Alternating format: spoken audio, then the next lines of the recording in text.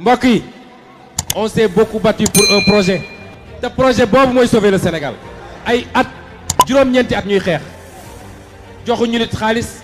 sama gars yi alhamdulilah américains yi dugg nañ ci xeex bi américains yi dugg nañ ci xeex bi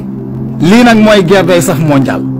yéen ñëpp gis ngeen lettre bi nga xam ne autorité américains yi bind nañ ko autorité sénégalais yi mais avant may ñëw ci loolu yéen ñëpp yëg ngeen tamit ne autorité espagnole yi ñoo bind lettre waa Sénégal moo tax ñu libéré Juan loolu yëg ngeen ko mais nag man fi ma bëgg a taxaw seetlu du foofu maanaam Seydina Ousmane Sonko pourquoi le choix de Juan Branco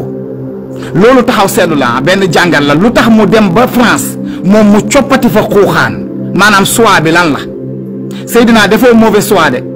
déedéet fi nga laal baax na parce que kii nga xam ne tubaab bi dañ koy bàyyi xel bant bu gudd lañ koy laalee nga ne ko coppet dugal ko ci say mbir xuuxaan nag maanaam li nga xam ne moom la bëggoon atteindre na objectif am pour médiatiser yëf yi actuellement nag dafa mel ni suivre leen bu baax yëf yaa ngi doog a sax mondial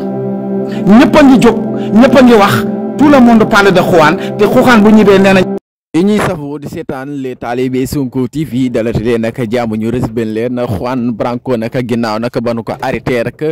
arrêté ko samedi defeere ko dimanche libéré ko lundi moom rek lay patriote di ko tooñee moom daal Juan Branco vraiment daal ni la joxe cër daal buñ ko joxe woon cër sénégalais non vraiment kon dama naan Sénégal kon am na justice mais issa bi moom Sénégal n'est pas de justice quoi issa bi moom vraiment Juan Branco daal yow issa bi daal li nga bëggoon a xam yëpp daal xam nga ko ndax temps de paix bi moom vraiment issa bi sa dil moom jàll na ni nga ko bëggee woon lépp jàll na quoi xam nga nag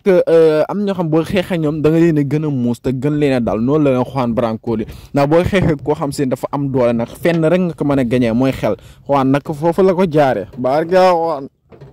mbokk yi on s'est beaucoup battu pour un projet te projet boobu mooy sauver le Sénégal ay at juróom-ñeenti at ñuy xeex joxuñu nit xaalis